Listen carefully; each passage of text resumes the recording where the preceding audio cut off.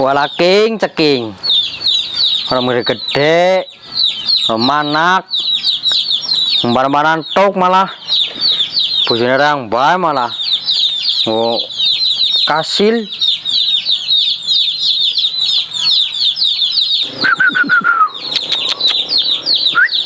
Assalamualaikum. Salam. Bro, sehat bro? Ya alhamdulillah. Ini Pak Kayim. Sehat Oh dong.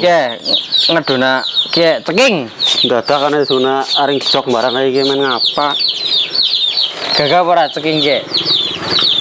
Ya gagah sih. Bisa turunannya burung. Urung kok domong ayu nenteni. Yang tadi besan iki ora manak-manak. Lagi sih keturunan apa ya sih kidul? Gunung kala utuk kang kae banek. Priwe kok? Kenapa kok Pak Kayim? Wah, mikarep ngopi tapi rana wedang panas kopine juga ora nanak. Kayak gue, oh jaluk kayak gue lah, jaluk gue lah. Ngendong orang panas temen Pak Kayim ya? Panas dong. Mulai nanya dulu kita ngopi. Beremang banget kok. Ngopi ya? Ngopi dah. Oh iya. Wis udah set. Kenapa mending? Manu kan sudah ditolak apa ora gue? Jangan-jangan ya nu butuh duit nyoba Pak Kayim. Lah apa? Teori dol.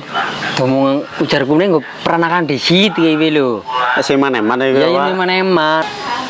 Bocok yang baik. Pengeluaran pirang-pirang banget ya. Kondangan delitir. Ya mungkin ini jan. Mungkin adalah manuk. Lagi lah orang netes ora. Manak-manak. Kan ngenduk apa burung? Demurung ngenduk. Kayak tenteni kok. Ya sapa wonge wong adon ora kesu ora umbreng bae. Kaya Rika nglotoni manuk tok. Lah wong musim lah Pak Kayim. Lah Rika mending bulanane genana. Lah nyong. Ih. Ceking malah. Ya makanya juga kena ngopangan dol bae caranya. Bang tanggane kok. Nang ngene sih doli. Ngomong suara lewat bakul pitik. Hi. Kayak Pak Kayim Chan. Kepriwe? Musim-musim iki mbok lah. Masih pandemi. Kulit gawean yang angel, mbok. Mereka yang rasana dewek lah. Nah ini orang rasakne Ya iya rika bulan wis genah. Ki, ush. Kayak Pak Kayim. Kepriwe? Nyarap kanda ya. Kan apa sih sel? Bojone nyong. Iya. Kujen, tidak rumit baik. Ya, kue masalah gawean, masalah duit lah, yang perekonomian keluarga. Ujar gue ini ya, intinya ya nu, bulat gawean, tahun-tahun mandore, tapi lu urung anak gawean, yang beremane Bapak Kayim. Iya sih. Kemudian ya, pancen didelangi ki ngloroni manuk, tok dina, tapi lah. Urung anak ya mbok. Nek wis sih ya memang rata-rata wong wadon kayak gue lah. Untuk wadon ya orang kan jauh beda. Nah, iya. terus apa wong sing di wis paten-paten bojo duit ora cukup ya kayak gue. Rata-rata tapi lu ya, tapi ora kabeh. nah, ya solusine kepriye Pak Kayim? Solusine ya sabar paling. Sabar, kayak nang pasar kakeh. Tak sabar kayak bakul brambang. Tak uring ke pena Pak Kayim, tapi nglakoni ne kuwi. Dene iki mdidik, dene domona bojo. Kon nyembet gawe, nyembet gawe golek duit. Ujar-ujaran nyong dene ora lindang-lindung golek gawean apa? Iki disabari bae. Di alam ora diluntri-luntri ta di alam wadon. Walah. Biasa. Ora kurang-kurang kepriwe nyong Pak Kayim. Mulai ngelus-ngelus, mulai ngalem-ngalem. Aja jere malah buru-buru nyong dijatah be ora Pak Kayim. Jatah apa? Jatah anak wengi. Yo syukur-syukur be. Ora kon turunan jabang nang tritikan sih. Nek gue tanya orang ngerti gue. Oke. Dipikir-pikir Danya curhatnya emang Rika ya. Sing urung bojo.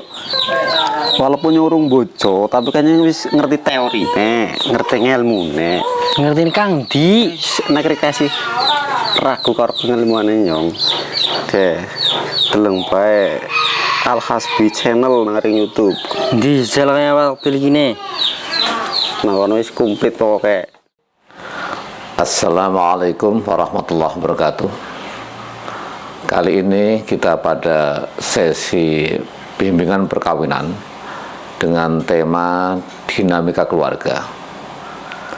Sebuah keluarga akan melalui proses yang dinamis. Ada proses pasang surut, ada proses naik turun. Maka dinamika ini paling tidak kita harus ingatkan 4 pilar perkawinan yang pada sesi sebelumnya telah disampaikan. Yang pertama yaitu kita menyadari bahwa dalam perkawinan harus ada kesadaran sebagai zawaj, sebagai pasangan, sebagai jodoh, bahwa di antara suami istri adalah yang sudah dipasangkan oleh Allah Subhanahu wa taala. Memang ada perbedaan, sebagaimana misalkan pasangan kanan dan kiri. Itu akan ada perbedaan, tetapi kanan dan kiri ini menjadi harmoni jika kemudian kita pakai bersama. Kita menyadari bersama posisi kanan dan posisi kiri. Inilah kesadaran sebagai zawaj, sebuah pasangan. Jadi menyadari bahwa di antara suami istri ada kesadaran sebagai pasangan. Itu pilar pertama. Pilar kedua, ada kesadaran bahwa pernikahan ini adalah mitsaqon ghalidh, sebuah perjanjian yang amat kokoh, perjanjian yang tak dibatasi waktu. Bahkan jika dibatasi waktu menjadi tidak dibolehkan. Misalkan nikah kontrak misalkan, dan seterusnya. Begitupun kesadaran tentang sesuatu yang kokoh ini, perjanjian kokoh ini pun harus disadari oleh kedua belah pihak, itu suami dan istri. Tidak hanya satu pasang saja, atau tidak hanya satu pihak saja yang menyadari bahwa ini adalah perjanjian yang sangat kokoh. Yang ketiga adalah mu'asyarah bil ma'ruf. Kesadaran bahwa ketika kita melakukan pernikahan, ketika kita meminang misalnya sebagai calon suami, maka menyadari betul bahwa saya nanti akan mempergauli pasangan dengan baik, mu'asyarah bil ma'ruf. Begitupun istri atau calon istri, ketika mau menikah pun punya kesadaran bahwa saya akan mempergauli pasangan kami dengan baik. Maka jika kesadaran ini muncul di tengah dinamika perjalanan ke depan, ketika ada aral, ketika ada percekcokan, ketika ada ujian-ujian, tidak mudah serta-merta untuk berbuat misalkan KDRT. Karena ketika mau melakukan kekerasan, ada kesadaran, oh saya berawal dari ingin mempergauli pasangan yang baik. Maka pernikahan dengan benar menyakiti pasangannya tidak dibolehkan oleh agama. Pilar yang terakhir, yang keempat adalah, karena begitu dinamisnya perjalanan pernikahan ini, maka pasti akan muncul problematika dalam rumah tangga. Untuk itu, kesadaran bahwa musyawarah adalah jalan satu-satunya untuk menyelesaikan masalah menjadi kesadaran sangat penting, bukan egoisme. Apa itu musyawarah? Mengorbankan sebagian keinginannya, mengorbankan sebagian apa yang ia yakini sebagai kebenarannya, demi untuk menemukan titik temu menjadi sebuah kesepakatan bersama. Itulah musyawarah, kesadaran mengalah, kesadaran mengorbankan sebagian kesenangannya, itu menjadi titik tumbuh musyawarah berjalan dengan baik. 4 pilar inilah yang nanti akan menyokong rumah tangga ini menjadi rumah tangga yang sakinah, mawaddah, warahmah, dengan dibingkai dalam dinamika keluarga yang begitu dinamis tetapi tetap harmonis. Dalam dinamika keluarga ini, di samping 4 pilar yang sudah dijelaskan di depan, ada 3 komponen yang mempererat sebuah rumah tangga ini menjadi semakin kokoh. Dinamika ini tidak sampai kemudian menserabut atau membongkar sebuah kemapanan dalam rumah tangga. Apa 3 komponen hubungan pernikahan ini? Yang pertama adalah komitmen, yang kedua adalah kedekatan emosi, dan yang ketiga adalah gairah. Yang pertama komitmen, yaitu bagaimana suami istri sama-sama memandang ikatan perkawinan sebagai ikatan yang kokoh. Tadi kalau di 4 pilar itu ada istilah mitsaqon ghalidh, sebuah komitmen yang kokoh. Ini kalau kita lihat dalam Quran surat An-Nisa ayat 21. Ini menjadi sebuah perekat bagi suami istri dalam menghadapi dinamika keluarga. Yang kedua, ada kedekatan emosi muncul dalam bentuk rasa kasih sayang, mawaddah dan rahmah di antara pasangan suami istri. Mereka menjadikan pasangan sebagai pasangan jiwa, tempat berbagi kehidupan yang sesungguhnya. Ini juga bisa kita lihat dalam surat Ar-Rum ayat 21. Apa itu sakinah? Sakinah adalah sebuah ketenangan menghadapi dinamika ini. Jadi jangan berpikir, jangan bermimpi kalau rumah tangga ini berjalan mulus tanpa dinamika, tanpa ada problematika. Ketenangan itu bukan berdiam diri atau diam, tapi ketenangan dalam menghadapi dan menyelesaikan problematika rumah tangga kita. Ini yang harus disadari sebagai makna sakinah. Maka sakinah ini akan kemudian dibumbui pula dengan kesadaran mawaddah. Apa itu mawaddah?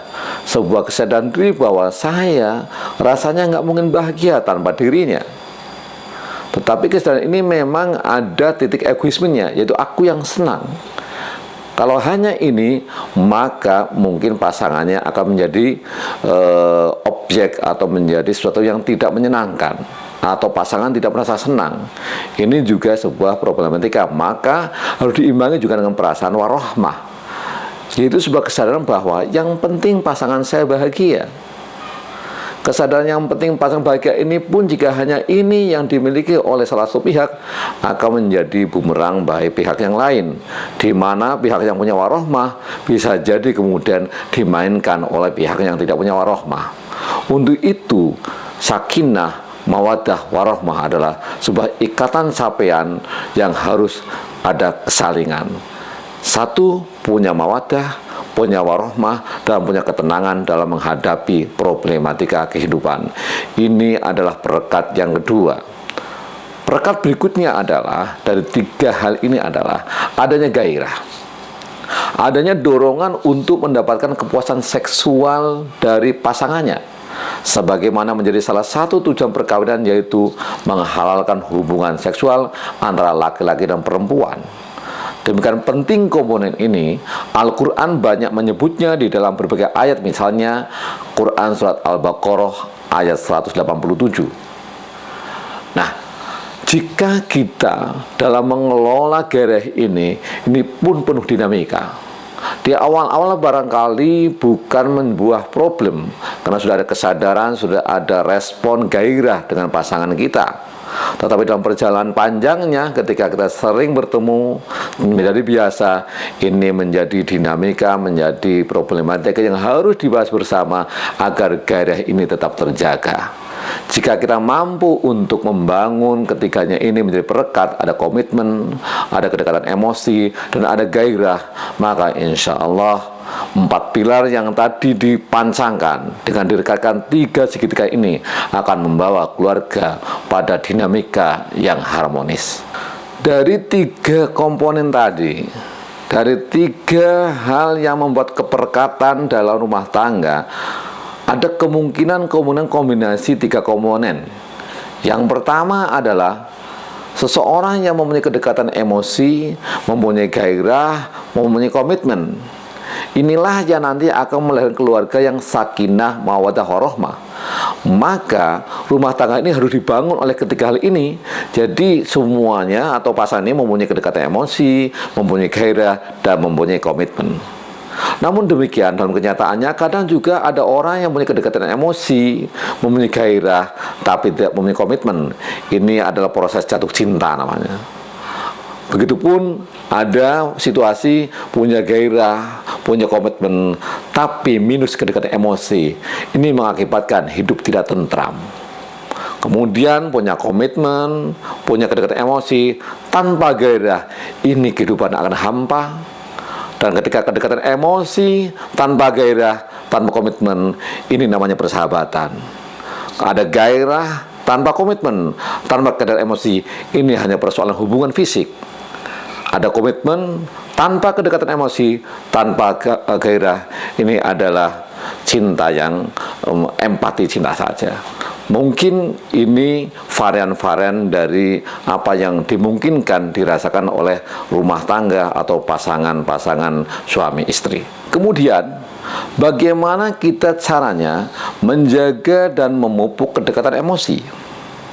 Yang pertama, di antara pasangan suami istri harus menjaga keterbukaan. Jadi dalam kehidupan bersama, selama menjadi suami istri, semua hal harus terbuka dalam berbagai persoalan. Dari persoalan-persoalan yang memungkinkan menjadi muncul kesalahpahaman, jika tidak diungkapkan menjadi sebuah hal yang bisa dibincangkan bersama, diselesaikan bersama, kemudian juga dimusyawarahkan bersama dengan bingkai musyawarah, dengan bingkai mu'asyarah bil ma'ruf, dan keyakinan bahwa kita adalah pasangan, kita adalah jodoh, kita adalah pasangan yang tak bisa dihentikan oleh siapapun. Maka keterbukaan ini akan menjadi sesuatu yang sangat luar biasa, membangun kedekatan emosi. Maka yang berikutnya, kedekatan emosi ini bisa dipupuk dengan sikap saling memahami. Udah pasti yang namanya dinamika di perjalanan, kadang-kadang kita kayak kehilangan diri atau kehilangan pemahaman terhadap pasangannya. Kok bisa pasangan saya berubah misalkan? Maka kita pahami apakah proses perubahannya ini alamiah, ataukah prosesnya ini memang wajar atau tidak. Maka inilah perlu adanya ilmu untuk memahami ini. Mungkin nanti bisa dijelaskan pada tahapan-tahapan pernikahan. Jadi kita punya ilmu untuk melihat, oh, kita pada tahapan ini, kita pada tahapan ini, dan seterusnya. Di sini kita akan lebih bisa memahami pasangan kita pada tahapan-tahapan yang semestinya setelah keilmuan wajar, tapi jika tidak diilmukan itu menjadi sesuatu yang bagi kita meresahkan, bahkan mungkin bisa menjadi buah percekcokan. Kemudian hal yang memburuk yang lain adalah banyak yang terjebak pada sikap menuntut. Nah ini, jadi jika kita hanya menuntut saja, maka akibatnya akan terjadi emosionalitas yang merenggang, bukan emosionalitas yang menyatu. Kita kadang merasa tersakiti, kenapa? Tuntutan kita tak terpenuhi. Maka banyak menuntut menjadi jebakan buat kita, membuat emosi kita jadi tidak terpupuk dengan baik.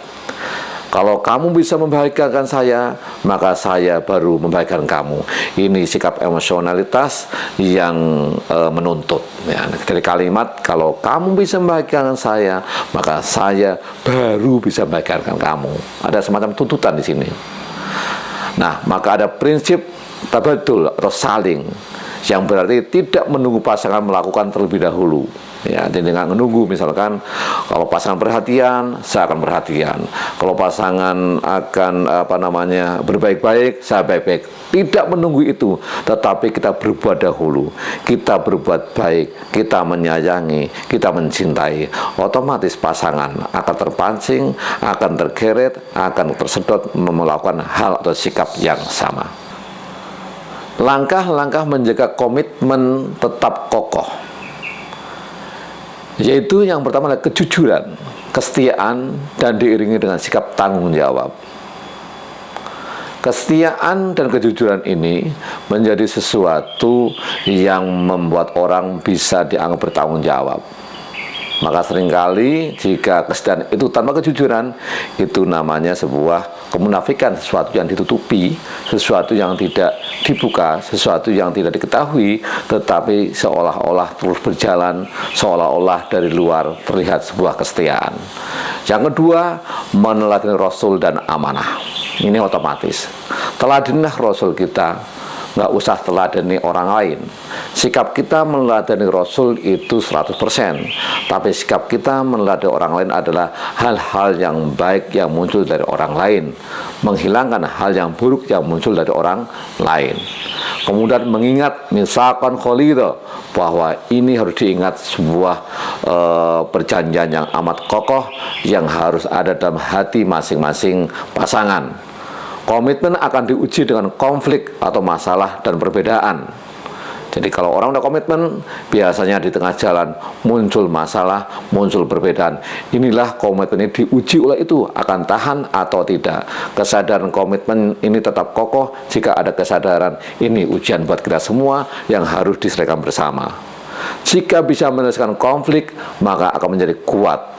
Jika dihindari, maka tidak akan selesai dan akan menjadi sebuah persoalan yang terendap dan bisa menjadi sebuah ledakan di tengah jalan dan membubarkan sebuah komitmen yang dianggap kokoh tetapi rapuh ini.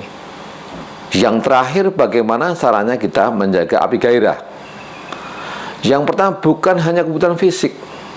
Gairah kita terhadap pasangan, kesenangan kita terhadap fisik pasangan bukan hanya persoalan hanya kebutuhan fisik, tetapi juga kebutuhan rohani.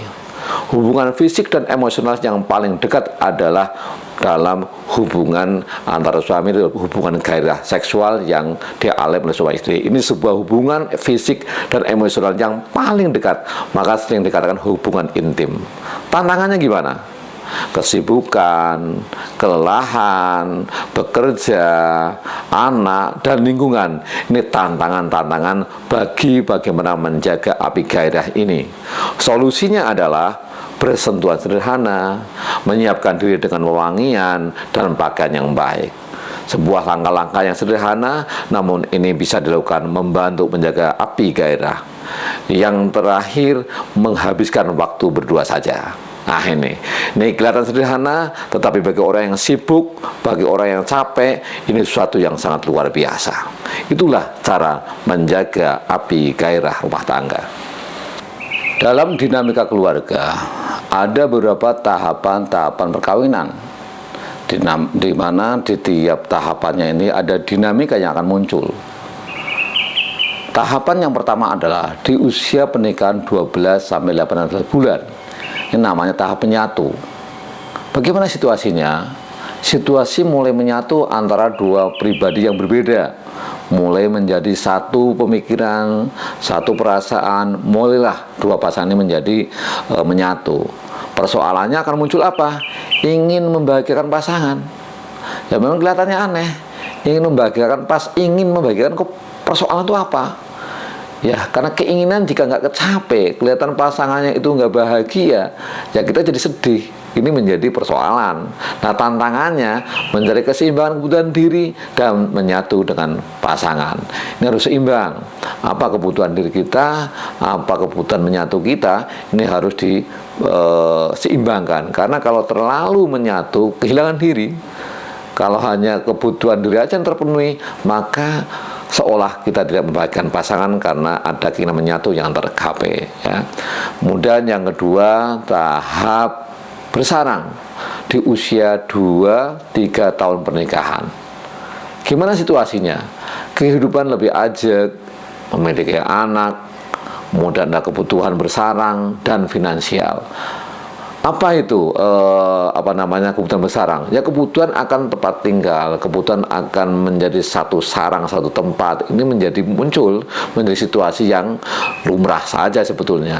Nah, apa persoalan yang muncul? Yaitu pembagian peran. Karena sudah satu sarang, satu tempat, maka ada peran-peran.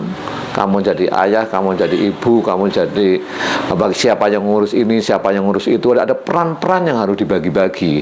Nah, akan muncul pula perbedaan pribadi. Secara pribadi mulai berbeda.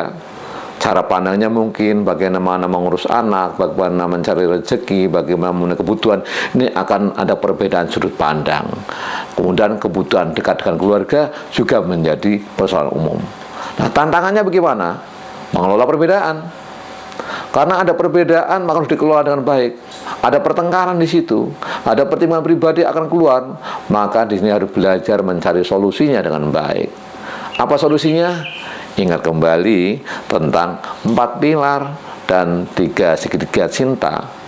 Dari 4 pilar ini akan muncul kesadaran bermusyawarah, kesadaran menjadi pasangan, kesadaran menjadi ini adalah ikatan yang tidak boleh dibubarkan oleh persoalan apapun.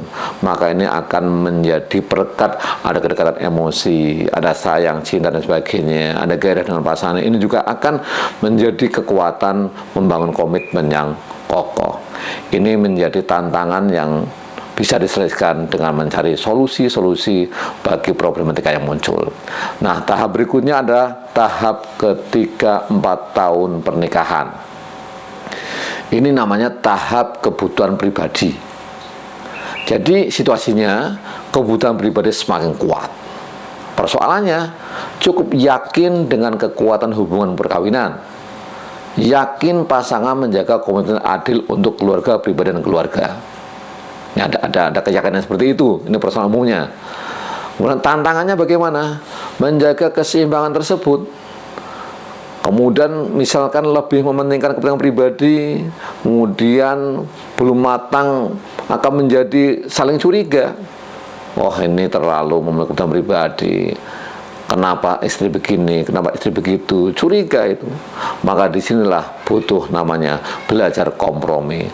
Bagaimana mengkompromikan antara kebutuhan pribadi yang sangat kuat, tapi ada kesadaran juga akan kebutuhan keluarga. Titik keseimbangan kebutuhan pribadi dan keluarga.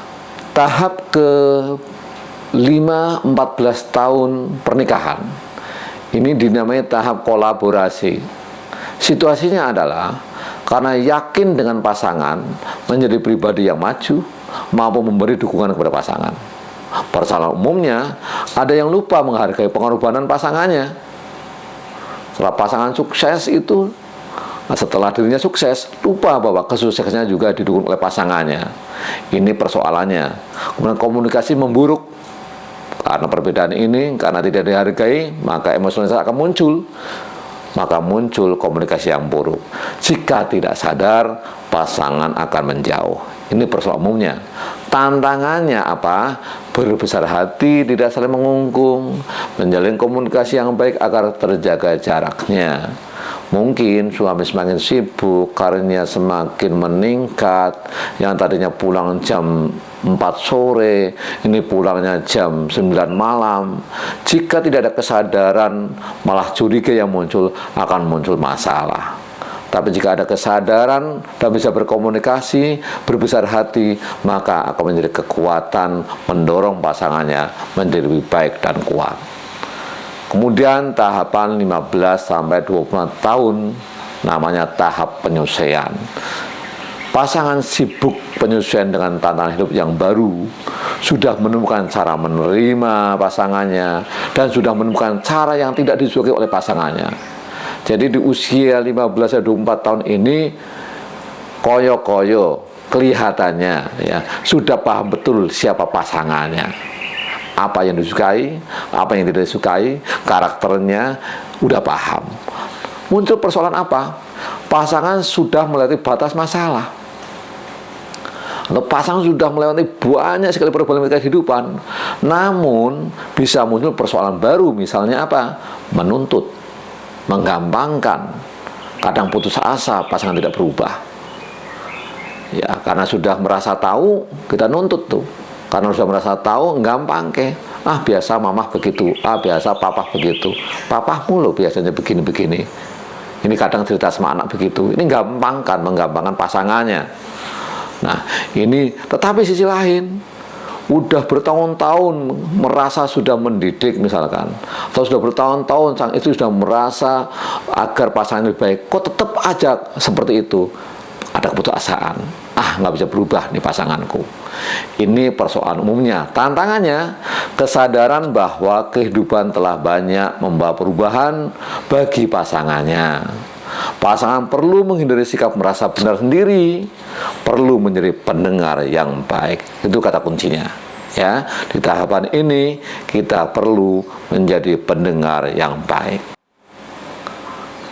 Kesimpulannya, dalam dinamika keluarga ini, tahapan-tahapan yang akan dilalui oleh pasangan, di mana ada tahapan menyatu sampai tahapan-tahapan berikutnya sampai usia 25 pernikahan ini bisa dijalani dengan baik. Secara batin ada ketenangan, yaitu sakinah, ketenangan menghadapi problematika ini dengan senjata 4 pilar dan 3 segitiga cinta. Yang ini akan membawa dinamika ini menjadi sebuah dinamisasi yang positif, bahwa rumah tangga semakin kokoh, rumah tangga tetap tenang dalam menghadapi problematika dengan didukung rasa cinta, bahagia dirinya, dan membahagiakan pasangannya, yaitu warohmah. Itulah dinamika pernikahan yang pada tahapannya bisa semakin menguatkan kita, tetapi juga bisa menjadi titik akhir bagi sebuah perjalanan pernikahan. Untuk itu, teruslah mengingat tentang 4 pilar dan 3 segitiga cinta agar tidak sampai hancur hubungan rumah tangga kita. Demikian, mudah-mudahan tema dinamika keluarga ini akan bermanfaat buat kita semuanya, buat saya khususnya, dan buat siapapun yang mendengarkan dan melihat tayangan ini. Terima kasih. Saya akhiri. Assalamualaikum warahmatullahi wabarakatuh. Oh, iya ya. Oh, mas ora tak praktek aneh ge. Main-main ge, teori ini main ge. Mereka Paham berarti dek ya? paham. Lah, ilmu nirika ki harus dipraktekkan kapan? Yang esok nih supaya jodoh kan di tangan Tuhan. Mulane nek donga ki ya. Ya Allah. Jodohku ge aja digenggami bae, cekeli bae. Ngeneh.